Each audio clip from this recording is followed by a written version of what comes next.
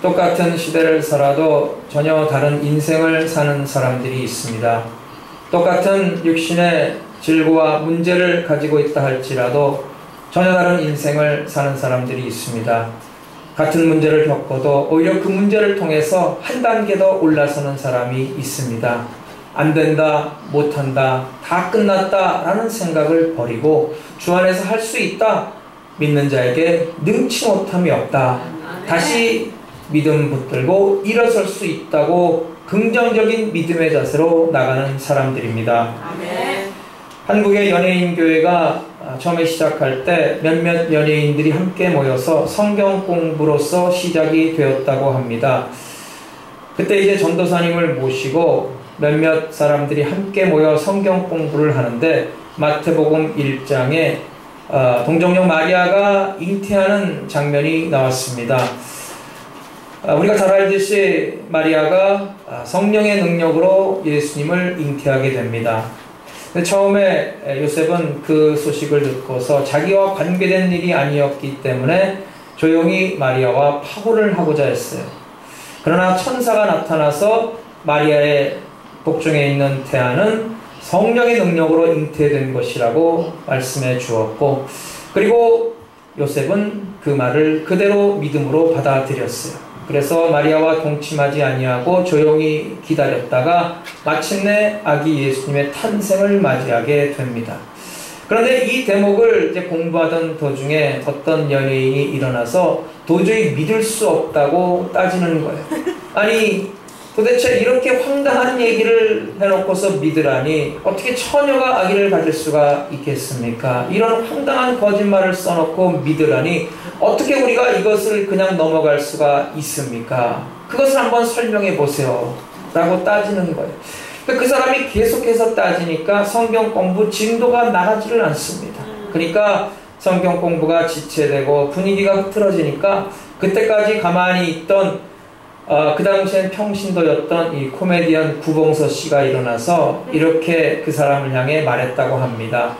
야, 마리아 서방인 요셉도 믿는다는데 왜 네가 못 믿겠다고 난리냐?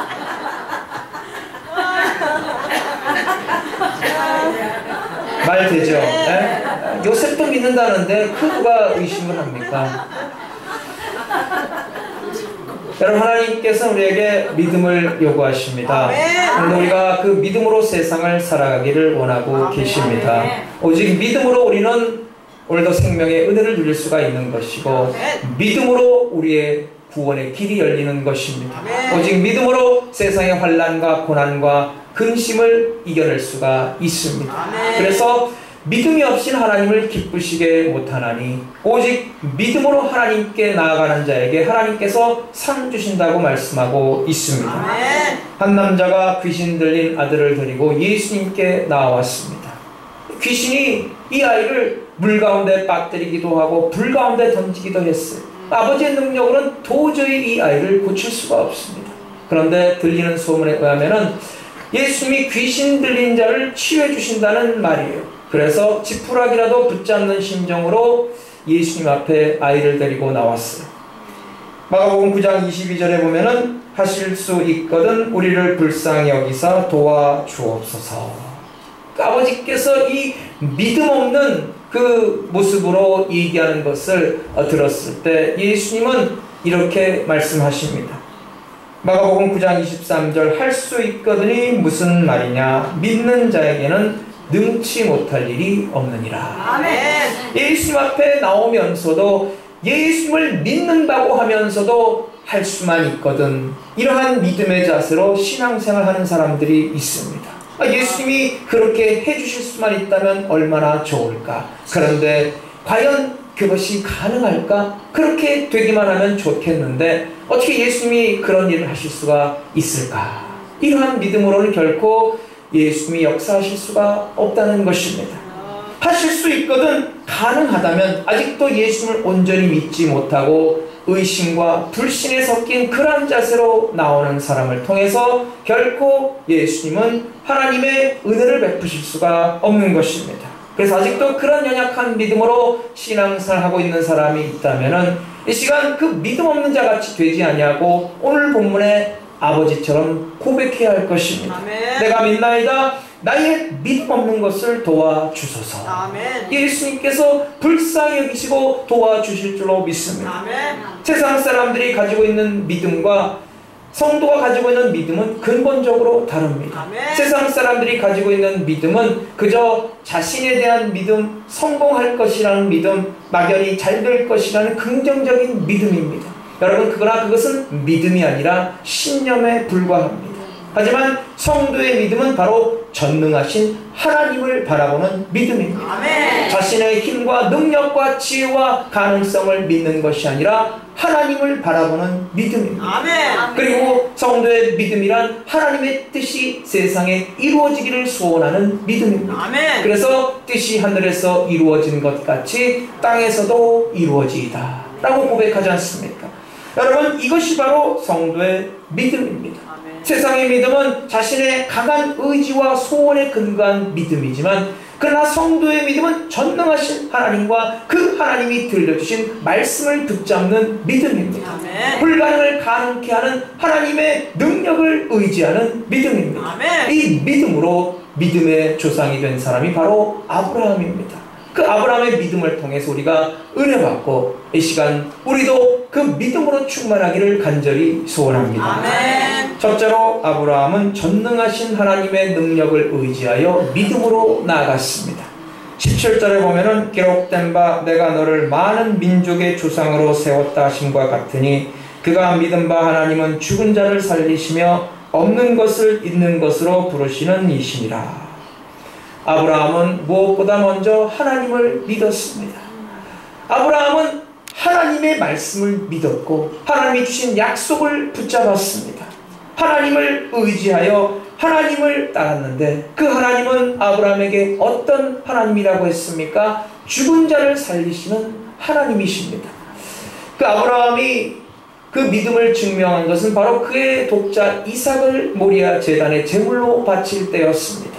하나님께서 아브라함에게 100세 낳은 그 귀한 독자 이삭을 제물로 바치라고 하셨어요. 그럴 때 아브라함은 두 말 하지 않고 순종했어요. 왜 그렇습니까? 그는 하나님을 믿었기 때문입니다.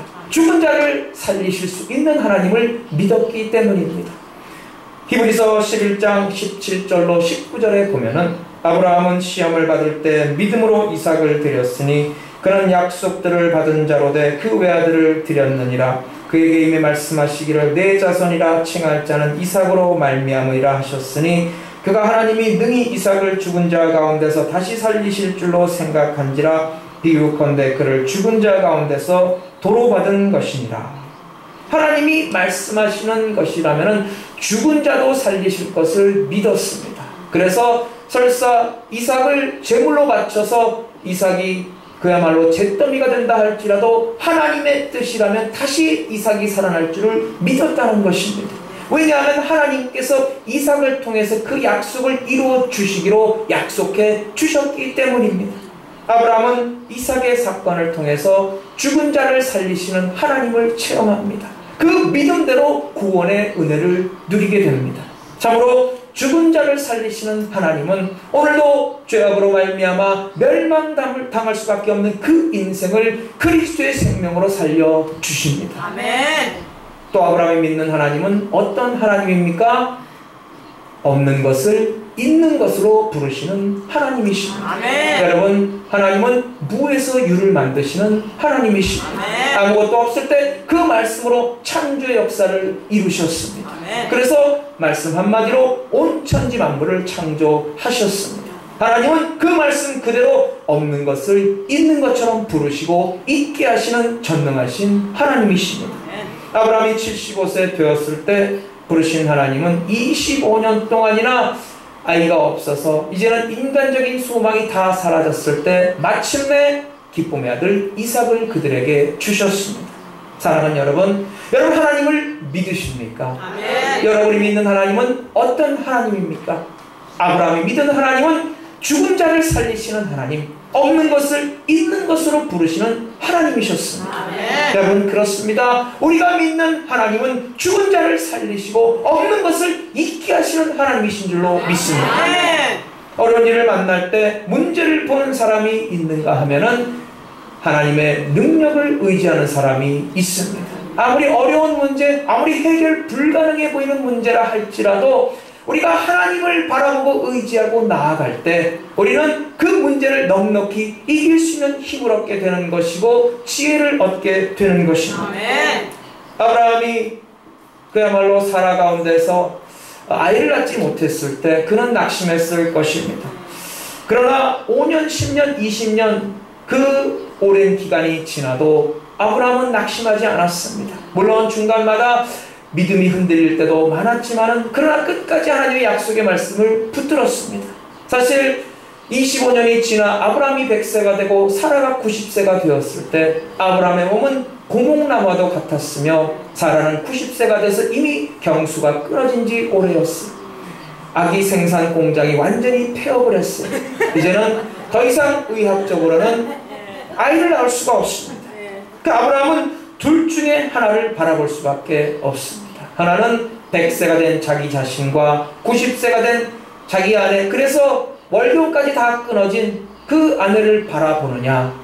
그래서 세상 사람들이 이제는 더 이상 불가능하다고 한 그 말을 믿느냐. 그래서 이젠 다 틀렸다.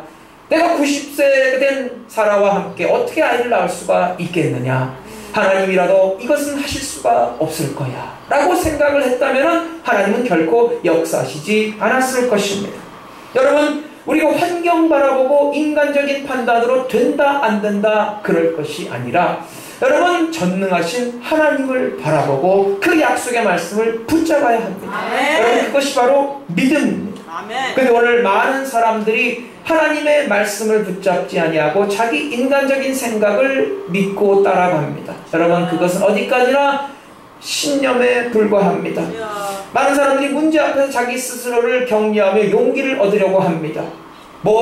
이렇게 얘기를 해요. 슈퍼마켓 가면은 새우도 깡이 있고 양파도 깡이 있는데 내가 깡이 없을 소냐 라고 하는데 여러분, 그것은 어디까지나 오기이고 깡이지 결코 믿음이 아닙니다. 무엇이 믿음입니까? 하나님의 약속의 말씀에 근거해서 믿음으로 나아가는 것입니다. 내 마음에 맞고 내 생각에 맞으면은 믿고 내 생각에 안 맞고 내가 거부하면은 그것을 믿지 않는 것은 결코 믿음이 될 수가 없습니다. 믿음이란 인간적인 한계를 극복하고 하나님의 생각으로 생각하는 것이고 전능하신 하나님의 능력을 붙잡는 것입니다. 아브라함은 하나님을 바라보았습니다. 죽은 자를 살리시고 없는 것을 있게 하시는 하나님을 바라보았어요. 그렇기 때문에 그는 믿음이 흔들리지 않았습니다. 하나님께서 말씀해 주신 대로, 약속해 주신 대로 신실한 하나님께서 그대로 이루실 것을 믿었습니다. 그렇기 때문에 그 믿음대로 되었다는 거예요. 영락교회 한경직 목사님은 소천했지만 지금도 많은 기독교인들로부터 존경을 받고 있습니다. 그가 은퇴하고 남한산성에 기거할 때입니다. 많은 후배 목사님들이 그 한경직 목사님에게 찾아와서 인사를 드렸는데 그때마다 이 한경직 목사님이 후배 목사님들에게 덕담으로 이런 말을 했다고 합니다. 목사님들, 예수 잘 믿으세요. 여러분, 예수 잘 믿으라는 얘기는 그렇다면 목사님들 중에 잘 믿지 못하는 사람도 있다는 것 아닙니까? 여러분, 그렇습니다. 여러분, 크리스찬이라고 다 똑같은 크리스찬이 아니고 목사라고 해서 다 똑같은 목사가 아닙니다. 여러분, 그렇다면 차이는 무엇입니까? 바로 믿음에 있는 것입니다. 19절 말씀에 보면은 그가 100세나 되어 자기 몸이 죽은 것 같고 사라의 태가 죽은 것 같음을 알고도 믿음이 약하여지지 아니하고. 아브라함의 믿음은 환경에 있지 않았습니다. 인간적인 계산에 있지 않았습니다. 아브라함의 믿음은 그 인간적인 생각으로 하나님의 능력을 제한하지 않고 인간적인 영역에 하나님을 가두려고 하지 않고 전능하신 하나님을 믿고 따랐다는 사실입니다. 여러분, 믿음은 하나님과 그분의 말씀이 영원하고 변치 않는 것처럼 믿음은 결코 변하지 않는 것입니다. 18절에 보면 아브라함이 바랄 수 없는 중에 바라고 믿었으니 이는 내 후손이 이같으리라 하신 말씀대로 많은 민족의 조상이 되게 하려 하십니다. 아브라함은 전능하신 하나님을 바라보고 떠난 것이지 가나안 땅이 좋다고 해서 가나안 땅에 큰 소망을 두고 떠난 것이 아니었습니다. 아브라함은 그야말로 바랄 수 없는 중에 바라고 믿고 떠난 것입니다. 여러분, 이것이 바로 믿음입니다. 여러분, 다 확실하게 보이고 모든 것이 뚜렷할 때 믿음이 무슨 필요가 있겠습니까? 보이는 것 없고 손에 잡힌 것 없고 확실한 것 없을 때 믿음이 필요한 것입니다. 길은 멀고 산은 험하고 인생은 고달플 때 믿음이 필요한 것입니다. 믿음은 바랄 수 없는 중에 바라는 거예요. 사람들은 안 된다, 환경은 안 된다, 내 생각에도 안 된다, 내 경험에도 도저히 안 될 것이다 라고 하지만 전능하신 하나님이 된다고 하면 되는 거예요. 그것이 바로 믿음입니다. 호세아 6장 3절에 보면 그러므로 우리가 여호와를 알자, 힘써 여호와를 알자. 신앙생활은 하나님을 알아가는 것입니다. 근데 여러분, 그 히브리어의 알다라는 단어가 야다인데 이 말은 그냥 머리로 지식적으로 아는 것이 아니라 직접 만나 부딪히고 체험해서 하는 것을 가리킵니다. 그래서 우리가 그냥 지식적으로 피상적으로 하는 하나님이 아니라 우리가 말씀 붙들고 기도하며 몸부림치며 부르짖으며 만나고 체험한 그 하나님, 우리 삶의 현장에서 문제 가운데 우리가 발버둥치며 간절히 소망하며 체험한 그 하나님을 가리키고 있는 것입니다. 미국을 향해 떠난 청교도들이 처음에 하나님만을 바라보고 전능하신 하나님만을 의지하고 신대륙으로 떠납니다. 무슨 아메리카 대륙에 좋은 것이 있을 것을 기대하고 간 것이 아니라 그저 신앙의 자유를 찾아서 하나님을 바라보고 떠났습니다. 반면에 같은 시대에 남미로 이민 간 사람들이 있었습니다. 그들은 남미의 금광을 찾아서 부호자가 될 꿈을 갖고 남미 대륙으로 떠났어요. 그런데 결과가 어떻게 되었습니까? 청교도의 신앙 위에 든든하게 세워진 미국은 세계를 주름잡는 부강한 나라가 되었고, 남미는 반면에 부자도 되지 못하고 믿음도 까먹고 말았습니다. 여러분, 요즘 왜 미국이 나날이 어려워지고 있습니까? 하나님을 향한 그 믿음이 퇴색되고 있기 때문입니다. 온갖 우상 잡신이 들어와서 그 하나님을 향한 순수한 믿음이 오염되고 있기 때문인 것입니다. 누가복음 8장에 보면 회당장인 야이로가 예수님께 나와서 자기의 병든 딸을 고쳐달라고 합니다. 그래서 예수님께서 야이로와 함께 야이로의 집을 가는데 야이로의 집에서 사람이 와서 이렇게 말했어요. 누가복음 8장 49절, 당신의 딸이 죽었나이다. 선생님을 더 괴롭게 하지 마소서. 무슨 뜻이에요? 야이로여, 당신의 딸이 죽었습니다. 이제는 다 끝났습니다. 상황 종료입니다. 이제는 더 이상 손을 쓸 수가 없습니다. 아무리 예수님이라고 하지만 어떻게 죽은 딸까지 살릴 수가 있겠습니까? 그 말을 들었을 때 야이로는 모든 것이 다 무너진 듯한 느낌을 받았을 거예요. 큰 두려움이 왔어요. 낙심이 되었어요. 그때 예수님께서 말씀하시기를 두려워 말고 믿기만 하라. 그리하면 딸이 구원을 얻으리라. 아멘. 이제 야이로에게는 두 가지 초이스가 남았습니다. 하나는 그의 집에서 온 사람이 한 말, 당신의 딸이 죽었으니 다 끝났습니다 라는 말을 믿는 것입니다. 만약에 야이로가 그 말을 믿고 모든 것을 포기했더라면 결코 그의 딸은 소생하지 않았을 것입니다. 그러나 야이로는 예수님을 믿었어요. 두려워 말고 믿기만 하라. 그리하면 너의 딸이 구원을 얻으리라 하는 예수의 말씀을 붙잡았어요. 결국은 그 말씀을 붙잡고 그 믿음대로 그 딸이 다시 살아났다는 것입니다. 여러분은 모든 것이 다 끝났다는, 이제는 손대볼 수 없다는, 이제는 더 이상 아무것도 할 수 없고 불가능하다는 세상 사람들의 말을 믿으십니까? 그렇다면 그 믿음대로 될 것입니다. 그러나 사람은 할 수 없으나 하나님은 하실 수 있다는 믿음, 하나님과 함께하면 불가능이 없다는 믿음, 하나님과 함께하면 다시 시작할 수 있고 다시 일어날 수 있다는 그 믿음을 갖는다면 그 믿음대로 될 줄로 믿습니다. 여러분, 이 믿음을 붙잡고 이 믿음으로 말미암아 하나님의 놀라운 기적의 역사를 체험하는 성도가 되시기를 바랍니다. 둘째로 아브라함은 신실하신 하나님의 약속의 말씀을 믿고 떠났습니다. 하나님을 믿는다는 것은 하나님의 말씀을 믿는 것입니다. 여러분, 성도의 믿음은 하나님의 말씀에 있는 거예요. 일찍이 하나님께서 아브라함을 부르실 때 아브라함에게 이렇게 말씀하셨어요. 창세기 12장 1절로 3절.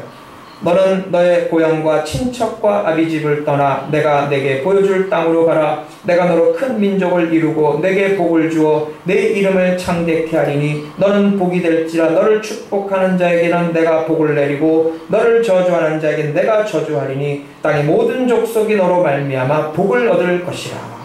그러니까 아브라함은 바로 이 말씀을 붙잡고 길을 떠납니다. 그리고 이 말씀을 붙잡고 끝까지 하나님을 따른 아브라함에게 하나님께서는 그 말씀 그대로 믿음대로 이루어 주셨다는 것입니다. 여러분 약속의 말씀을 붙드시기 바랍니다. 아무리 힘들고 아무리 의심되고 아무리 참 포기할 것 같은 생각이 든다 할지라도 끝까지 약속의 말씀을 붙드시기 바랍니다. 그 말씀 속에 하나님은 내가 어떻게 살아야 할 것인가를 가르쳐 주십니다. 빌립보서 2장 13절을 보면은 너희 안에서 행하시는 이는 하나님이시니 자기의 기쁘신 뜻을 위하여 너희로 소원을 두고 행하게 하시나니. 말씀을 듣고 묵상하면은 그 마음에 둔 그 말씀을 통해서 하나님께서 소원을 두시고 그리고 우리로 하여금 무엇을 어떻게 행할까를 가르쳐 주신다는 것입니다. 여러분 우리가 손에 잡히는 것 없고 귀에 들리는 것 없고 눈에 보이는 것 없을지라도 하나님의 약속의 말씀을 부여잡고 믿음으로 나갈 때 세상의 그 어떤 역경도 헤쳐나갈 수가 있고 어떤 문제도 극복할 수 있는 능력을 하나님께서 우리에게 주시는 것입니다.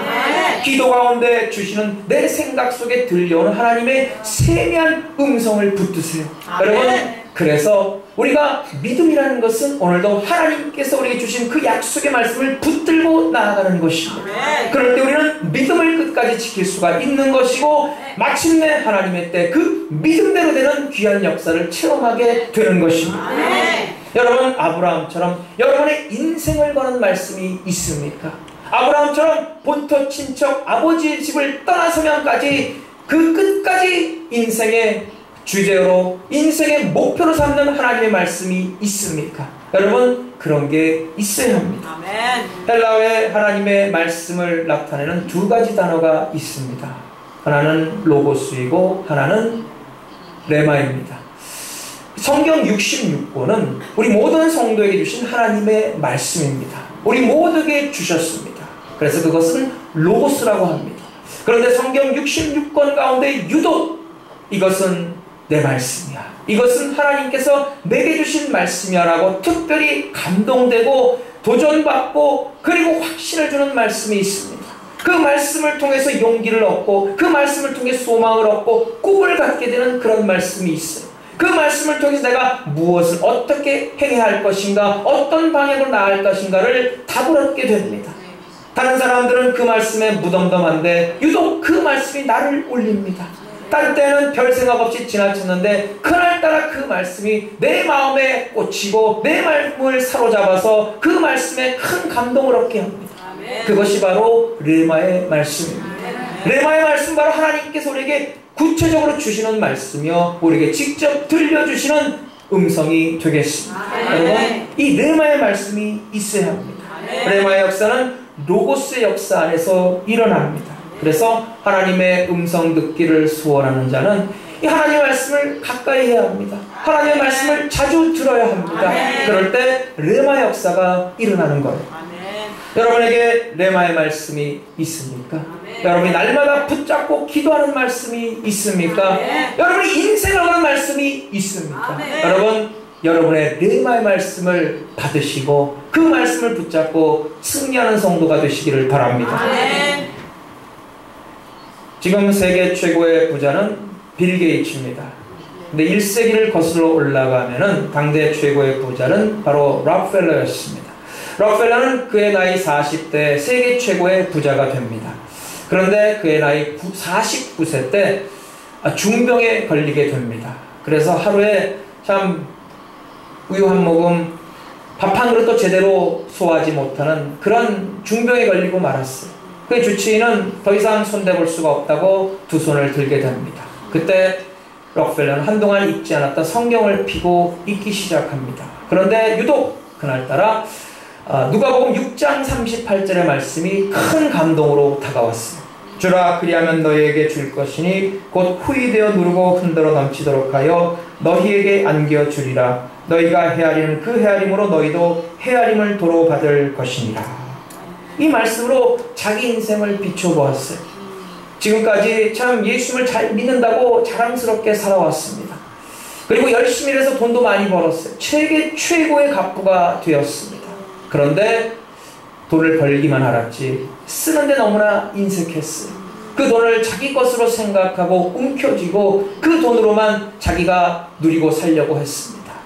그의 인생을 돌이켜보며 그런 회개하는 마음으로 이제부터는 나눠주고 베푸는 삶을 살아야겠다 결심합니다. 그래서 그의 자선재단을 만들고 그때부터 그는 베푸는 삶을 살며 하나님의 영광을 드러내기 시작합니다. 그런데 놀랍게도 그 순간부터 그의 병이 점점 호전이 되더니 마침내 완쾌가 되었다는 거예요. 49세의 사형 선고를 받았던 록펠러가 딱 그 2배인 98세까지 건강에 살다 하나님 품에 안깁니다. 말씀 한 구절이 한 사람의 삶을 그렇게 완전히 뒤바꿨다는 거예요. 여러분, 그런데 여기서 우리가 기억해야 할 중요한 영적인 원리가 있습니다. 우리 삶의 모토로 삼는 말씀, 우리 삶의 방향을 잡아주는 말씀, 우리 삶의 참된 소망과 기쁨과 꿈을 주는 그 말씀 우리가 받았다 할지라도 그것이 다가 아니라는 것입니다. 여러분, 그것은 오직 시작입니다. 이제 우리는 계속해서 하나님의 음성을 들어야 합니다. 계속해서 들려지는 하나님의 음성을 통해서 나의 인생의 사명을 확인해야 합니다. 계속해서 들려주시는 하나님의 음성을 통해서 내 꿈과 소원을 다시 새롭게 해야 합니다. 때로는 그 사명을 막아서는 그 어떤 장애물도 우리가 극복하기 위해서, 때로는 우리의 사명을 뒤돌이키게 하는 그런 어떤 마귀의 괴계를 물리치기 위해서라도 우리가 날마다 하나님의 음성을 들어야 합니다. 그 음성을 듣고 믿음을 회복하여 담대한 믿음으로 나아가야 하는 것입니다. 그 말씀 가운데 들려주신 하나님의 귀한 뜻을 깨달아서 말씀 붙들고 기도해야 합니다.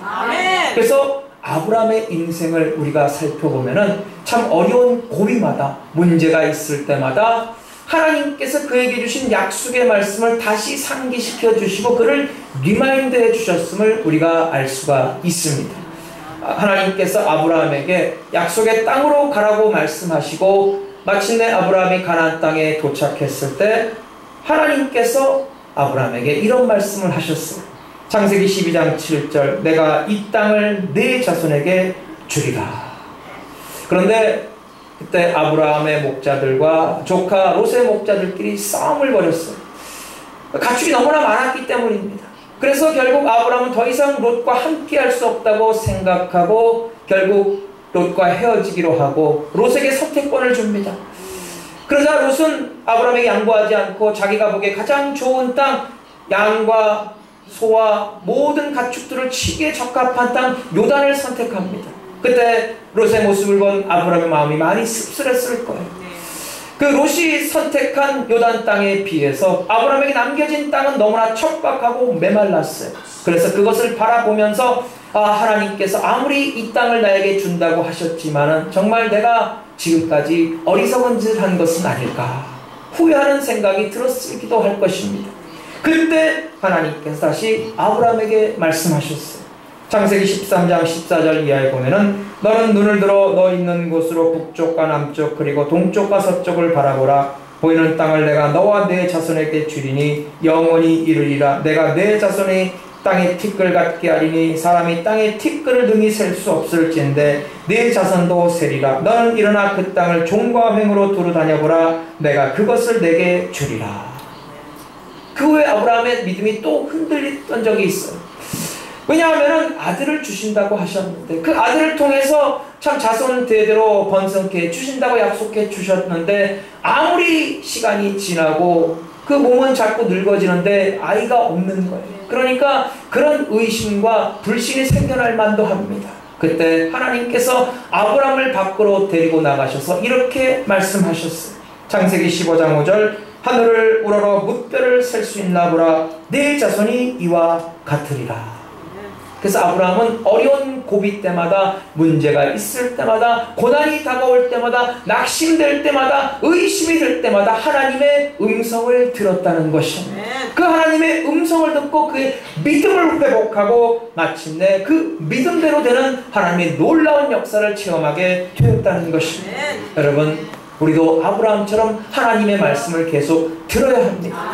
문제를 만났을 때, 낙심될 때, 하나님의 약속의 말씀이 이루어지는 것이 너무나 더디다고 생각될 때, 그리고 우리가 외롭고 유혹을 받을 때 하나님의 말씀을 들어야 합니다. 그 말씀을 듣고 우리의 믿음을 다시 한번 회복하며 하나님을 향한 그 열정을 다시 회복하며 오늘도 그 믿음 따라 하나님을 향해 나아가야 하는 것입니다. 그때 바로 믿음대로 되어지는 하나님의 역사를 체험하게 되는 줄로 믿습니다. 아무리 밥을 많이 먹어도 다음 식사를 미리 할 수는 없는 것입니다. 짬뽕 곱빼기를 시키고 거기 국물에다가 밥까지 말아먹어 깨끗이 그릇을 비웠다 할지라도 그것은 오직 한 끼 식사입니다. 또 때가 되면 배가 고픕니다. 여러분, 하나님의 말씀도 마찬가지입니다. 아무리 말씀을 통해 큰 은혜를 받았다 할지라도 그때뿐입니다. 여러분, 계속해서 말씀을 통해서 은혜로 채워져야 합니다. 여러분, 한 번 은혜 받은 것을 평생 우려먹으며 신앙생활 할 수는 없지 않습니까? 여러분, 그래서 날마다 하나님의 은혜로 새롭게 채워야 하는 것입니다. 날마다 하나님의 말씀을 가까이 하고 날마다 하나님을 예배하고 하나님과 동행하는 삶을 살아야 하는 것입니다. 이게 안 되면은 그때가 참 좋았는데 하는 타령만 하게 되어 있는 것입니다. 아브라함은 늘 하나님의 약속의 말씀을 붙들고 살았기 때문에 마침내 그 말씀대로 믿음의 조상이 되었습니다. 여러분, 생각해 보세요. 아브라함의 자손은 지금 온 세상에 널리 가득 차 있습니다. 우리도 영적으로는 아브라함의 자손이에요. 그 믿음대로 그는 믿음의 조상이 되었다는 거예요. 얼마나 놀라운 일입니까? 여러분 전능하신 하나님을 믿으십니까? 아멘. 죽은 자도 살리시고 없는 것을 잊게 하시는 하나님을 믿으십니까? 그렇다면 어떤 환난 가운데서 역경 가운데서도 낙심하지 마시고 그 말씀을 붙드시길 바랍니다. 반드시 그 말씀대로 되어지는 역사가 나타날 줄로 믿습니다. 여러분은 어떤 말씀을 붙들고 계십니까? 여러분의 인생을 건 말씀이 있습니까? 여러분, 그 말씀이 여러분의 삶을 하나님의 은혜 가운데로 인도해 주신다는 확신이 있습니까? 여러분이 붙잡은 그 말씀을 통해 하나님께서 축복해 주신다는 확신이 있습니까?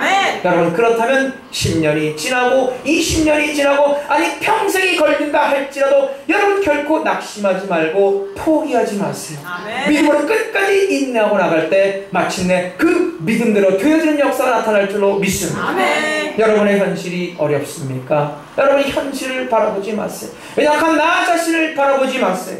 아브라함은 죽은 자를 살리시며 없는 것을 잊게 하시고 한번 말씀하신 것을 반드시 이루시는 신실하신 하나님을 믿고 나아갔습니다. 오늘도 그 전능하신 하나님, 그 신실하신 하나님, 예수 그리스도를 죽은 자 가운데서 다시 살리신 그 하나님을 바라보며 믿음으로 나가는 성도가 되시기를 바랍니다. 반드시 그 믿음대로 되어지며 하나님의 놀라운 역사를 체험하게 되는 줄로 믿습니다.